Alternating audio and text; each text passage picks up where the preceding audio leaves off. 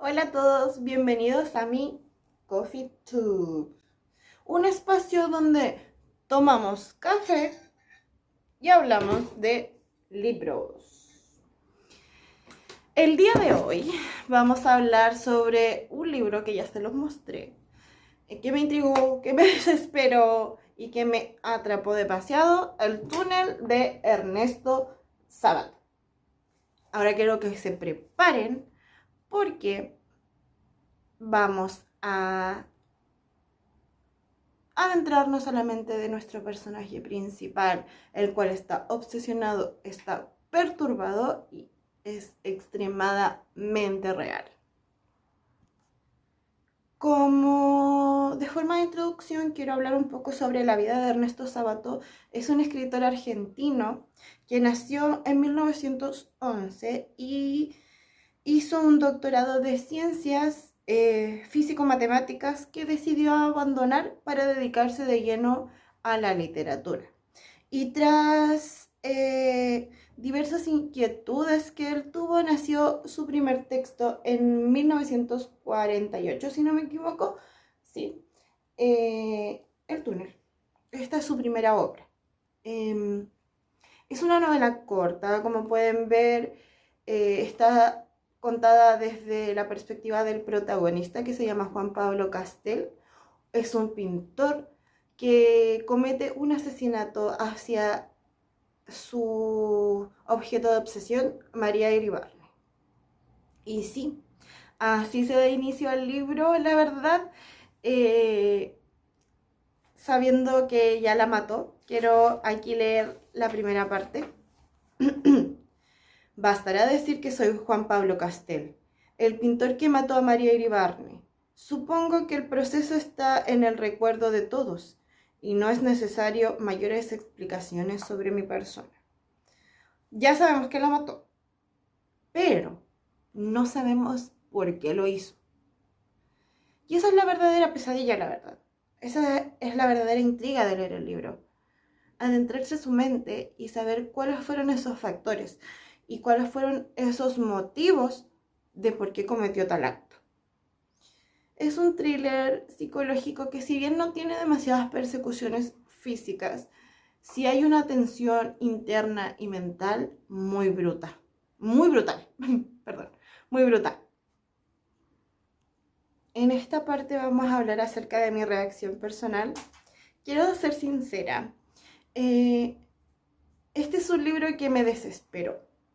Al estar inmersa en la mente de Castel, me desesperé, aunque no podía parar de leer, ya que necesitaba de verdad saber qué pasaba, cuáles eran los elementos que lo habían hecho tomar esta decisión tan importante. Pero al mismo tiempo me sentía muy incómoda y muy atrapada en la forma en que él tejía sus pensamientos. Me daban ganas como de poder sacarlo del libro, remecerlo y decirle, por favor, déjala vivir o descansa, date un tiempo, deja de pensar en ella. Eh, pero lo que más me impactó es que uno llega a entender a este personaje. Eh, Sus pensamientos se exponen de una forma tan lógica, tan coherente, que llegan a cruzar un límite eh, de lo real y lo irreal. Y siento que es algo que se le puede aplaudir a Sábato, que te hace realmente empatizar con un psicópata sin que tú te estés dando cuenta de ello. En este punto les quiero leer un fragmento que para mí marca a la novela. Dice así. Siempre he pensado que en el mundo hay una sola persona que puede comprenderme. Y esa persona no puede ser otra más que María. Lo peor de todo era mi conciencia de no tener ningún derecho sobre ella. Como les dije, este fragmento marca toda la novela. Castel está convencidísimo de que la mirada que ella tiene fue suficiente para justificar su obsesión. Ahora pasaremos a hablar de los temas importantes que toca este texto, como lo son la soledad, el amor tóxico, la obsesión, la locura, la irracionalidad. En cuanto a la soledad, tenemos que Castell describe que no logra conectar con nadie, que se siente solo en este mundo, que nadie lo entiende, hasta que conoce a María. Este objeto de obsesión, de locura y de amor tóxico, la verdad. Y tenemos que Castell realmente no ama a María, sino que la necesita. Como los peces necesitan el agua o como los mamíferos necesitan el aire para vivir, no la ama realmente, solo la ve como una necesidad o una obsesión que no puede poseer por completo. Y eso lo destruye tanto a él, sometiéndolo en una locura, en un túnel, como lo describe él, y a ella, quitándole su vida. En cuanto a la locura, en el texto todo lo hace parecer razonable en algún momento, hasta que caemos en cuenta como lectores que estamos siguiendo el pensamiento de un asesino que está obsesionado con una mujer que no puede tener. Y como reflexión ante este apartado, este libro te hace pensar como sobre los propios límites que tú debes poner, que tú debes tener, y cómo algo que es aparentemente normal se puede convertir realmente en un túnel sin salida. En esta parte, que lo titularé como lo visual y lo simbólico, vamos a hablar sobre los elementos presentes en el texto. Tenemos que Castell es un pintor y este pintor tiene un cuadro favorito, imaginemos que este es el cuadro, que es una mujer mirando por una ventanita. Y Castell piensa que María es la única persona que realmente lo entiende, porque entendió el sentido oculto que tiene este cuadro. Y desde ahí comienza todo, comienza esta obsesión, este control, esta locura, el querer saber dónde está en cada momento, el que no se vea con otras personas, etc. Entonces podemos como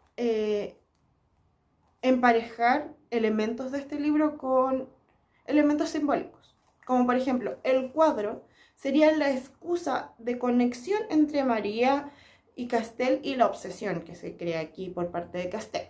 María sería completamente la víctima porque ella no pidió conocer a Castell, sucedió porque ella fue a una presentación de pinturas y luego se encontraron en la calle. Y Castell sería de por sí el túnel, sería el lado oscuro del pensamiento humano, sería el lugar sin escape en el que se encuentra. ¿Y a quién yo le recomendaría este libro? Pues a los lectores que les gustan los protagonistas raros, que están perturbados, que les gustan constantemente las reflexiones filosóficas acerca del amor, de la verdad, de la locura, y también a las personas que les gustan las tramas que son cortas, pero que son muy intensas. Debo dar un disclaimer, que no es un libro para que tú lo leas súper chill, súper relajado, sentadito al sol, sino que es para enfrentarse a los pensamientos incómodos que están tanto impuestos en este libro como los que pueden surgir por la lectura de este libro. Y también puede servir para que te des cuenta que si alguna vez tuviste una relación donde no sabías si te amaban o te estaban vigilando o controlando, este libro te puede hacer pensar muchas cosas al respecto de. Ahora pasaremos a mi cierre y reflexión como final del texto. La verdad es que para mí el túnel fue de lleno entrar a la mente de alguien que está demasiado perturbado, entrar a un túnel y salir con más preguntas que respuestas. Y encuentro que no es un libro para todos, no es un libro que cualquiera pueda llegar y leer, sino que igual tengan como esta perspectiva de conocerse bien a uno mismo y saber si uno está en un buen lugar mentalmente hablando, porque quiero hacer como un entre paréntesis. Yo conocí este texto en primero medio y yo no estaba bien emocionalmente y decidí no leerlo. Y encuentro que fue la mejor como decisión que yo pude haber tenido al respecto, porque siento que en ese momento no hubiese podido entender todo lo que entendí ahora. Eh, Me dejó muchas impresiones, muchas preguntas que de hecho fui anotando a medida que iba leyendo, como por ejemplo, no se arrepiente en ningún momento. O sea, no te arrepientes de haber tomado esa decisión, porque siempre te autorrefieres a ti mismo, Castel, porque eres tú el que sufre y no ella. Y la forma en la que interactúa realmente me asustaba.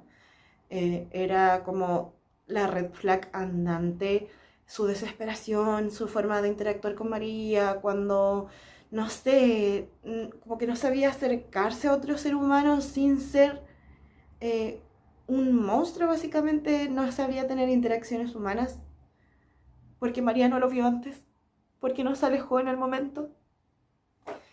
Bueno, así que si te animas a leer El túnel, te lo recomiendo. Y quiero que recuerdes que a veces los pensamientos más peligrosos son los que creemos los más lógicos. Y ya, eso sería todo por mi Coffee Tube. Déjenme en los comentarios si ya leíste este texto o si te interesa leerlo de por sí. Y nos vemos en un próximo video donde tal vez hable de otro libro o alguna otra obra literaria. Adiós.